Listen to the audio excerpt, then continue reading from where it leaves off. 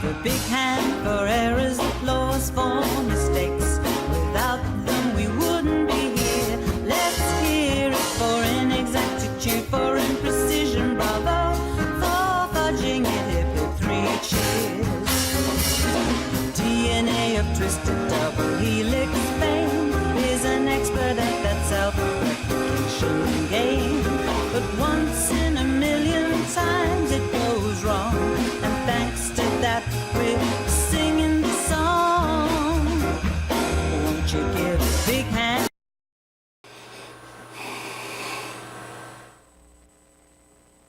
Okay.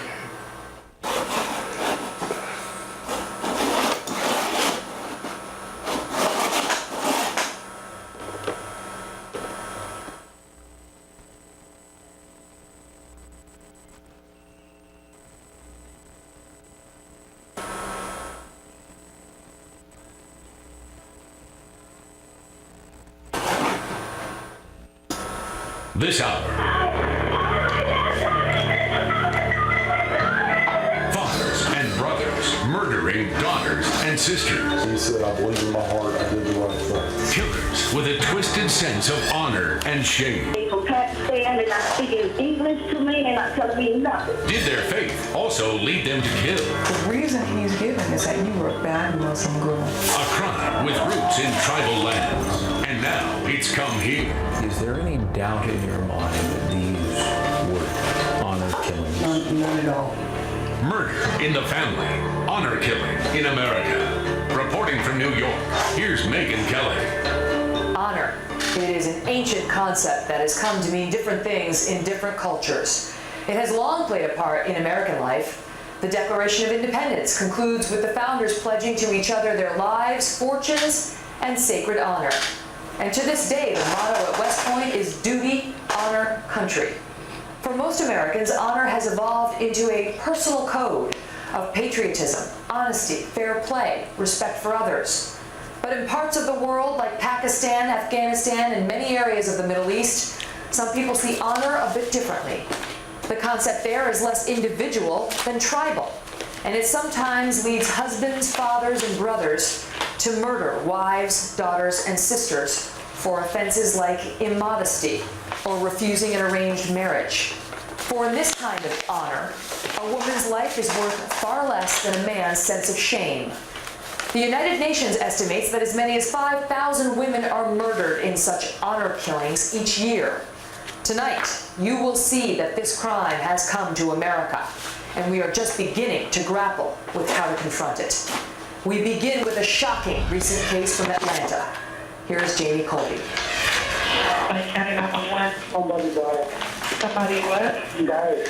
You're listening to the voice of 57-year-old Chowdhury Rashid. What happened on your side, Ron? Somebody died. Somebody died. Sir, who's dead? That somebody was Rashid's 25-year-old daughter, Sandila. Up until this 911 call just 3 weeks ago, Rashid seemed to be living an American immigrant success story. Chowdhury was born in Gujarat, Pakistan. After his wife died in childbirth, he came to America in 1990. 11 years later, the 2 girls and 2 boys he had to leave behind with relatives joined him in Atlanta. He had opened his own pizza parlor, and they worked with him. He married an American woman named Gina. They all settled into this middle-class neighborhood in Jonesboro. We were generally greeting each other with a hello, how are you, a smile, a wave. Veranda Luckett has lived down the street from the Rashid family for 3 years. Ever see the police there before? Never. Ever hear about any arguments? No. Detective Michael Christian of the Clayton County Police Department calls the Rashids very religious. What do you know about the father's religious practices? He was a very devout Muslim. I know that he prayed all 5 times during the day. So how did this immigrant success story take a bizarre and violent turn? Some believe that what happened in this 6-bedroom colonial was an extreme variation on a theme as old as humanity itself, about a family that ventures off to a new world but can't let go of their old ways. Then again, as you'll see, others believe the crime committed here is just the latest warning of a new and dangerous ideology in America, radical Islam. Either way, there seems little doubt that Rashid's inability to assimilate left behind a corpse. Yes, could you please send some cops? Sandila's dead. Sandila's dead. The seeds of this tragedy were planted in 2002. That's when Rashid took Sandila, now called Sandy by her American friends, back to Pakistan's Punjab province for an arranged marriage to one of her cousins. Sandy had to leave her new husband in Pakistan because he couldn't get permission to enter the U.S. And a source close to Sandy told us it wasn't until April 2008, almost 6 years after their wedding day, when the couple finally reunited in Georgia. By that time, Sandy had changed. She'd acclimated to life in America. She was just a modern American woman.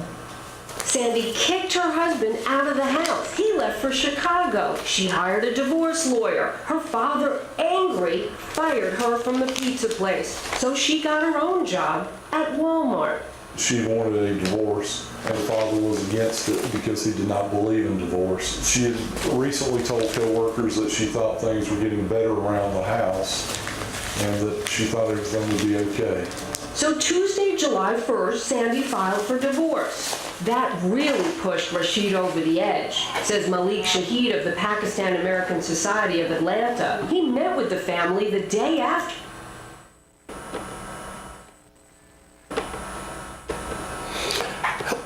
Peace be unto you. Welcome to another episode of your Human Service News and Information. I am Hassan Rashid, and your host. I'll be here with you for approximately a half an hour. Okay, with that, once again, I greet you with the ancient salutation and cordial, and that is peace. Peace be unto you. Okay, I'd like to, before we get into the subject of our broadcast today, I'd like to first remind you that I had promised you that I would show you how these honor killings are happening right here in the United States and how they have been imported to this country from different places in the Middle East, etc., etc. And the fact that America wasn't free of these different atrocities. Okay, honor killings. We're going to try to get back to that video if time permits and let you see some more of this documentary, news documentary on honor killings. Okay, I'd like to also, before we get into our broadcast, I'd like to remind you that Backlot Barbecue is coming up right here at CCTV. That's September 22nd, and there's still time for you all to purchase tickets. Get your tickets, okay?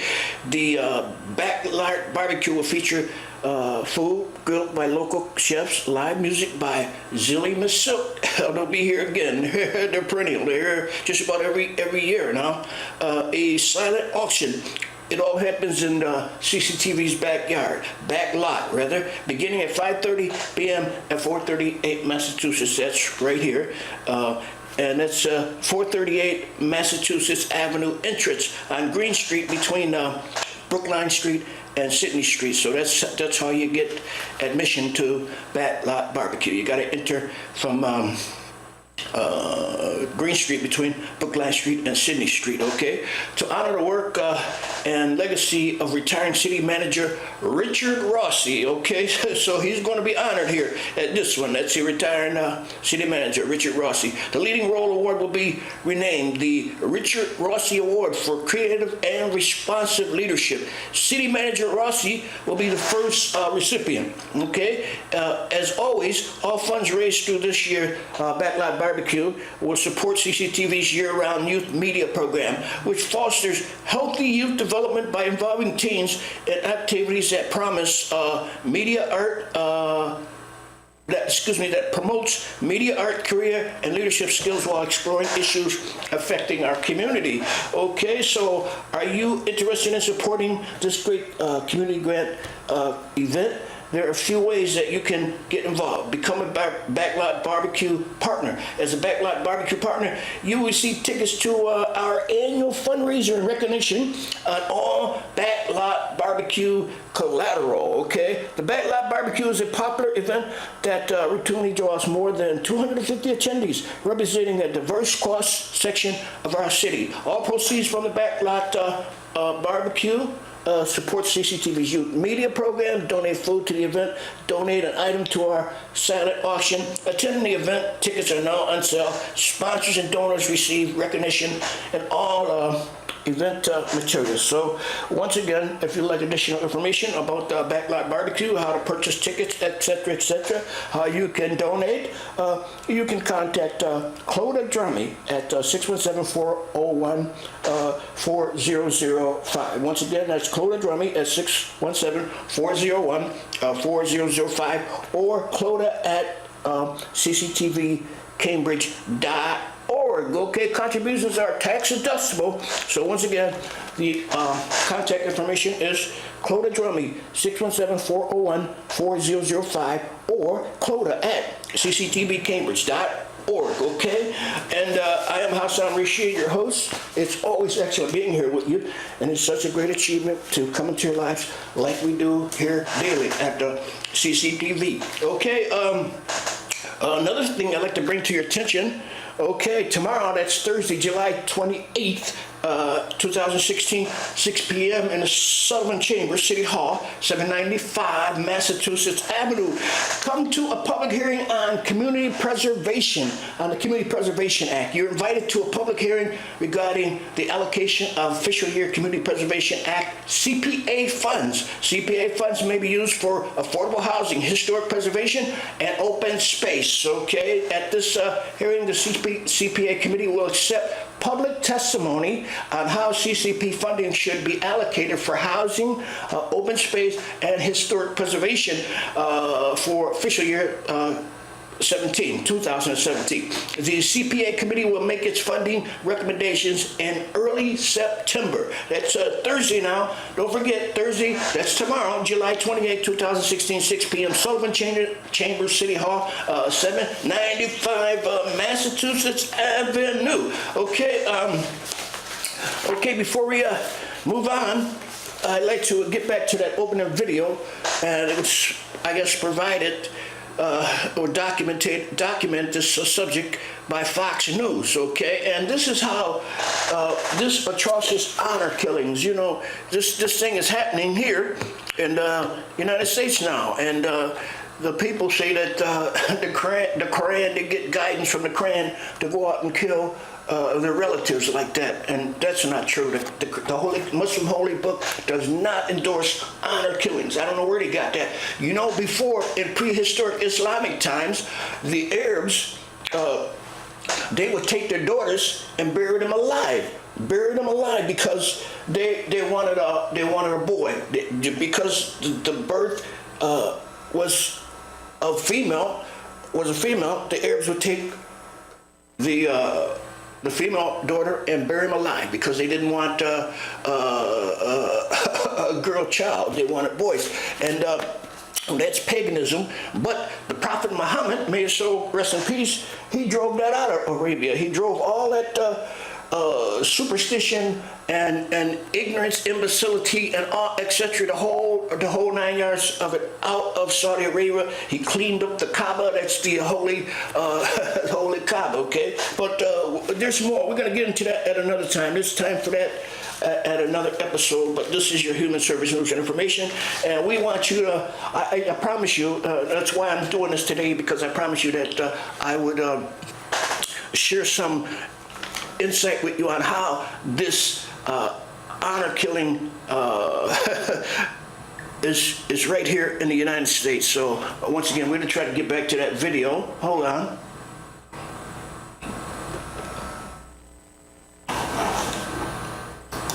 Sandy was killed. You see, I'm very depressed and I'm very upset. On Saturday night, July 5th, Rashid picked Sandy up from work at Walmart. There was some kind of argument, very strong argument. And after that, when he came home, and then he become more aggressive. At the house, everyone was asleep.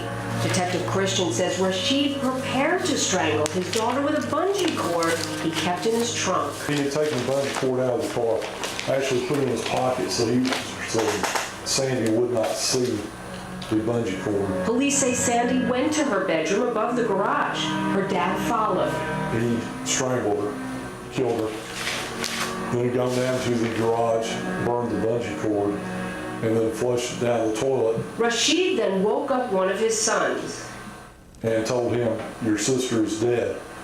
At which point he went and checked on Sandy, could not revive her, went and woke the other brother. Basically the whole house awakened.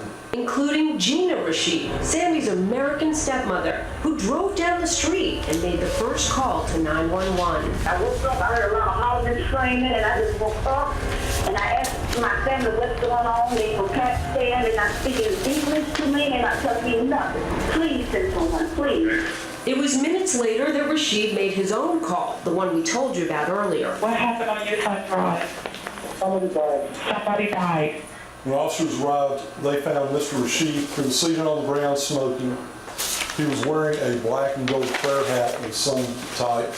He was barefoot and had been chain smoking. He would only repeat what he'd said to 911, "My daughter is dead." But Christian says he confessed to killing her later at the police station. He told us that he had killed his daughter, that he did not want the family dishonored by a divorce. Rashid, who's been charged with murder, also said he is a Muslim and that divorce and extramarital affairs are against his religion and would disgrace the family. And that's why he killed his daughter. He said, "I know that I will have to go to prison, but I believe in my heart I did the right thing." An honor killing and nothing more. I had no reason to even suspect anything else. But Malik and his group stressed that despite what Rashid said about his religion, Islam was not to blame.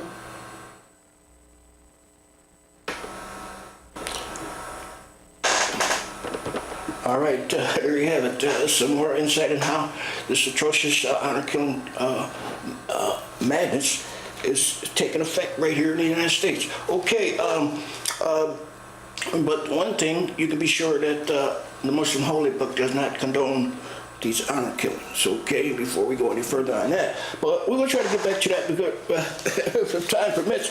But I'd like to bring another thing to your attention. The August 1st, a special city council meeting that was supposed to be held in the Sullivan Chamber will not be held in the Sullivan Chamber.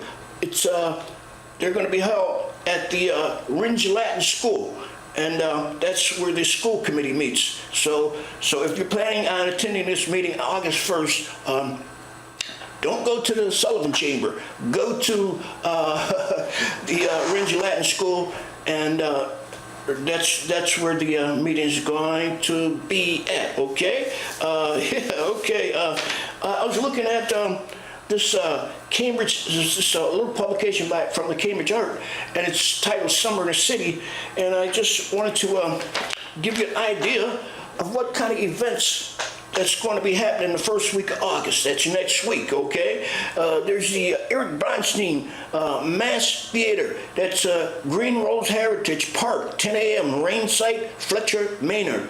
On Thursday, the 4th of August, is ECBA Movie Night featuring Cat Flattery, Cat Flattery, great Kate Acrobat, East Cambridge Savings Bank, okay? And on the 9th, there's Mondo Bola Duel, okay? That's Mondo Bola Duel, Latin Beats, Bergen Park, 10 a.m., Rain, Flattery School. On the 11th of August is KS Movie Night. That's a performance to be announced. That's at Volpe Lawn, okay, 7 p.m. So that's what the first 7 days of August looks like, okay? So once again, before we leave you, I'll remind you that there's still time for you to get the tickets for Backlot Barbecue right here at CCTV, okay? That's Clota Drummy, 617-401-4005, or Clota at cctvcambridge.org, okay? If you'd like to host your own show right here at CTV, you're welcome to come in and get involved to host your own live TV show. That's at Cambridge Community Television, 438 Mass Avenue in Central Square. And talk to Cambridge about the issues that matter to you. No technical experience necessary. Weekly, bi-weekly, monthly slots available. Tune in for afternoon and evening shows, Sunday through Friday on Channel 9 in Cambridge. That's this channel, Channel 9. And streaming live at cctvcambridge.org. So you can call too for additional information about signing up or visit. If you want to take a visit and come and conduct a visit tour of CCTV, you can call 617-661-6900 or to sign up or visit cctvcambridge.org/host for more information. That's host your own TV show right here at the CCTV. Okay, I got something that's been on my mind. This is not the latest issue of Spare Change, but the thing is, this subject has been on my mind. There's a Harvard professor who wrote a book entitled Evicted. His name is Matthew Desmond. So I advise you, if you get a chance to get that book, to get this book, Evicted, okay? And it's quite a it's quite a read. It's quite a reading.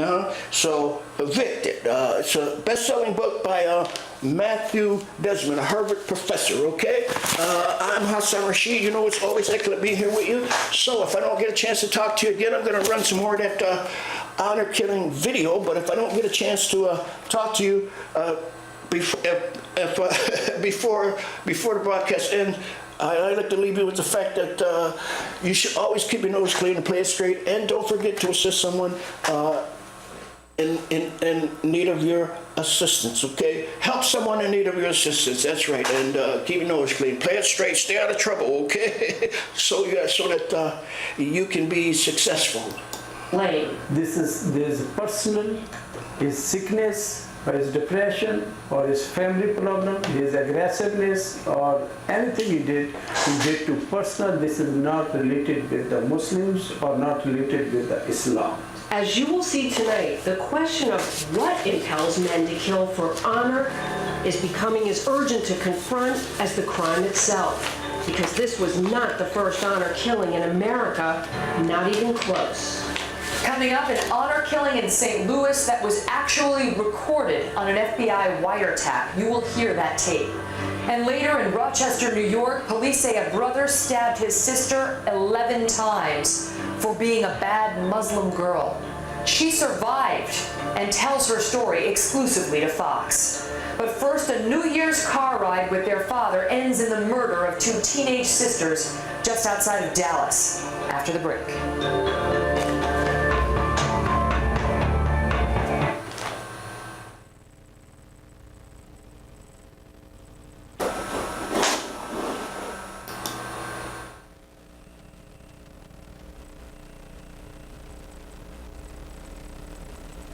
According to a recent Pew Research Center poll, more than 1/4 of Muslims in America think Muslim immigrants should not follow the American way of life, but should try instead to remain distinct. But try telling that to their children. Here's Greg Jarrett reporting from Texas. Both of the girls were gorgeous girls, so modest and so sweet and laughing, always smiling and laughing.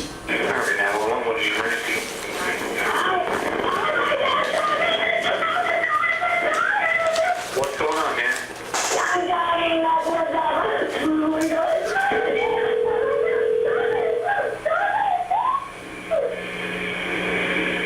The short lives and violent deaths of teenage sisters Amina and Sarah Saeed, like so many tragic tales, begins with an improbable love story. Their parents' story 2 decades ago. At the time, their mother, Tissy Owens, lived with her family just outside Dallas, in this apartment complex across from this convenience store that has since shut down. She was only 15 years old, but Tissy took a liking to a man almost twice her age, an Egyptian immigrant, Yasser Saeed, who worked at the store. She became engaged to Yasser very quickly? Yes. How quickly? within 2 weeks. Connie Maggio is one of Tissy's two sisters. Did you think it was strange that he was so much older and Muslim? I thought it was okay. I mean, my mom and dad for the stuff, but, you know, not to be, you know, racist or look at somebody because how they talk. So I didn't find it strange at all, you know, except for her getting married. I mean, she got married so young. When you heard that Tissy was getting married at the age of 15, what did you think? I wondered why my brother would let his 15-year-old daughter.